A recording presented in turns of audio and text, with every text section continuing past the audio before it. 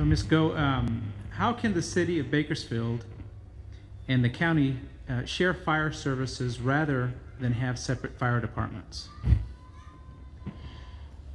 City, county, I have been so puzzled since I've been on the board why we cannot work together in more areas. In fact, I went and had a meeting with Mayor Hall to say, what areas can we find where we can collaborate more? We have explored various, we've asked our fire department to bring forward what can we do to try to contain our costs, what can we do to be more efficient. At this point, I don't know really what can be done. There appears to be a long history of division, and what I just keep doing is just pressing, asking those questions. Certainly we have appointed a new fire chief, and the reason we appointed the one that we did is because we felt that he had the vision to be able to take us to the next step, to be able to be responsible, to be accountable, to try to contain costs. Those were the recommendations that he brought forward. I certainly would not be one not to consider some closer collaboration so that we can limit our county government and our city government and government in general. Thank you, Ms. Goh. Mr. Pinson? I would favor a consolidation of fire services between the Bakersfield City and the County Fire Department in metropolitan Bakersfield. I don't think it makes any sense to have two systems that, and these we have city county islands within the city. We need to consolidate and make it more efficient, less costly, more responsive.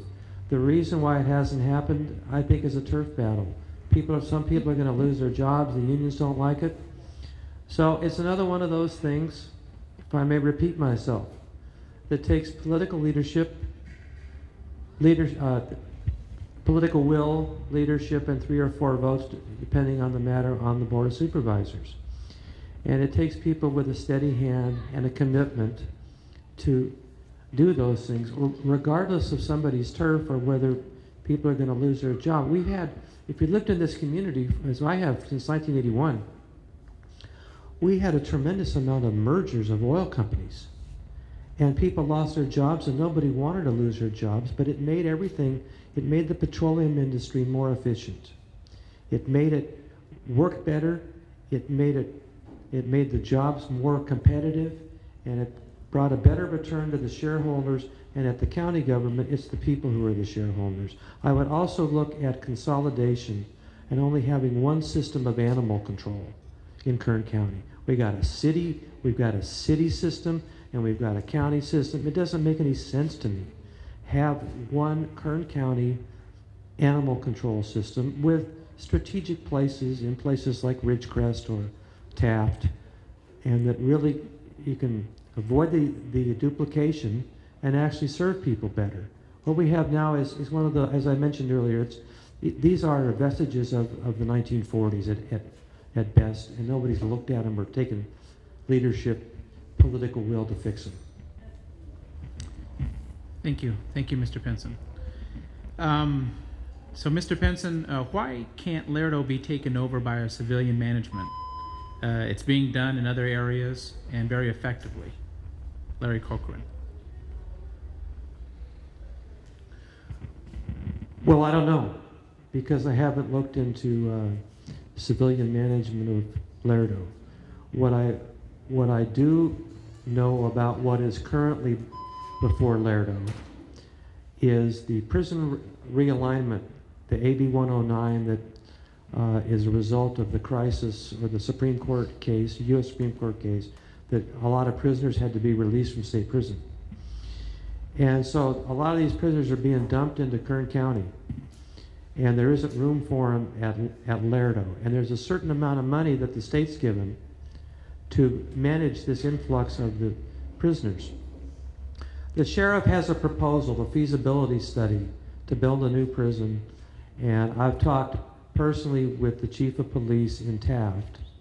There's a community correctional facility in Taft that is now vacant. And there's also one in Shafter, there's one in Delano. And the sheriff is opposed to using those facilities for different reasons. And I've seen the comments back on the feasibility study from the city of Delano. What I think needs to happen is that the County Board of Supervisors needs to hold public hearings where the sheriff can come forward, present his feasibility study, say what he wants to do, and the police chiefs and any interested citizens or the probation department can make their comments. Ultimately, the Board of Supervisors is going to have to make the call because they control the money for this. It isn't the sheriff or the police chief at Taft. It's the Board of Supervisors who are going to vote on how to allocate the money. They should hold public hearings and make the sheriff accountable to the public in public hearing and questioning on what his plan is, and take the criticism, the comments from other sources before the board makes a decision. Thank you, Mr. Pinson. Ms. Goh?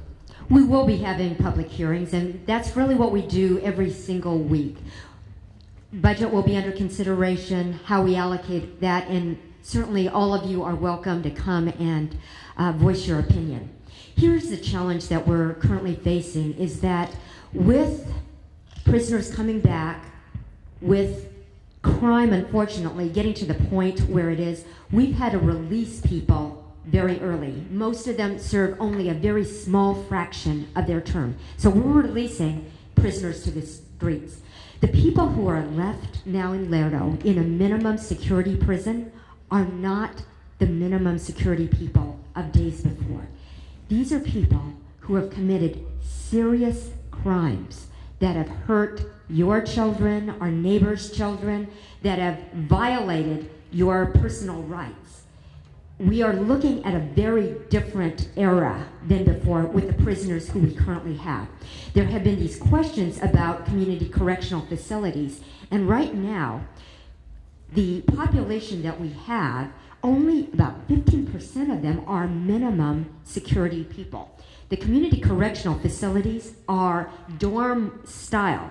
We have right now gang members. We could not house them together in these community correctional facilities. Certainly we're continuing to look at those, but the studies that I've seen thus far, I'm beginning to better understand the challenge. It's not quite as simplistic as it looks. On the surface, I initially would have said, by all means, let's put them in these CCFs. But now as I look at the numbers, with the types of criminals that we have, we can't just house them together. So there are many challenges that we still have to look ahead.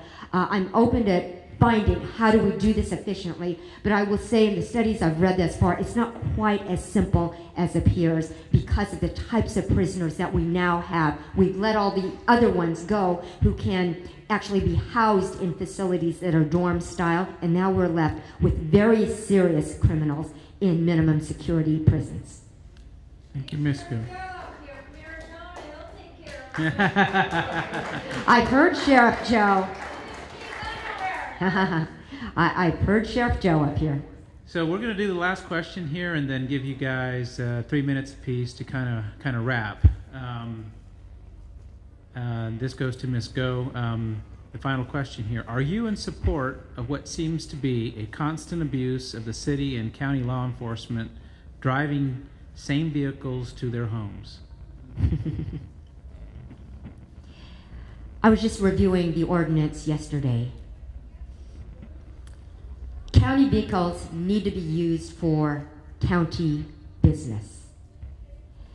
We have to figure out a way, and this is part of the whole accountability system. We're having reviews done on what this really costs. There are times when perhaps it will be more efficient, and this is where, again, things aren't quite so simple as they look. But are there better ways where we can really monitor the use? I will not in any way condone usage that will be a waste of our taxpayer dollars.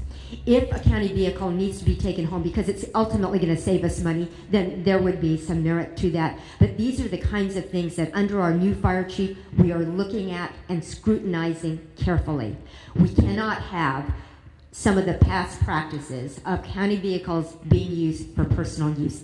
That is absolutely wrong. We have to be able to use our county vehicles responsibly take your taxpayer dollars, use it responsibly.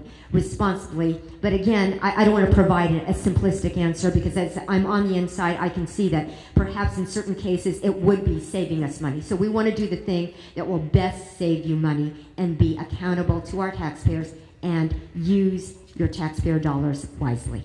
Thank you, Ms. Goh. Okay, so we're going to go ahead and wrap here. And well, wait a second. I didn't get to answer you didn't that get to answer question. that? Well, there you caught me. I'll just say that I agree completely with Supervisor Goh and what she said on the issue. I think that we've seen the abuse, the lack of accountability recently with the library director, with the fire chief, and all the things we don't know about because they haven't been reported yet in the Bakersfield, California. And I think it has to do with 32 department heads who really can't be accountable because they each report to 5 different people, and they have structure dictates behavior. So we have to reform it so there are fewer people, department heads, who are actually overseen by the Board of Supervisors. Also, I think that in government agencies, there can become a certain coziness on the Bakersfield City Council and other places between department heads, public employees, and the elected officials. The elected officials need to understand every day, every moment, that the people are standing behind them, watching what they're doing, and that they're representing the people, and they're not having a coziness or an alliance with the people who in civil service. They actually direct and work for the people. What we have become, particularly with the union issue, is we've had a reversal.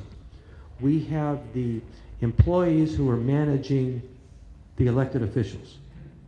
We no longer have the elected officials managing the employees.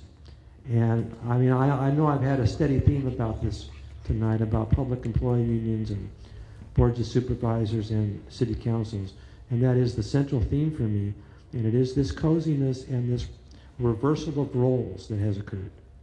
Thank you. Thank you, Mr. Pinson.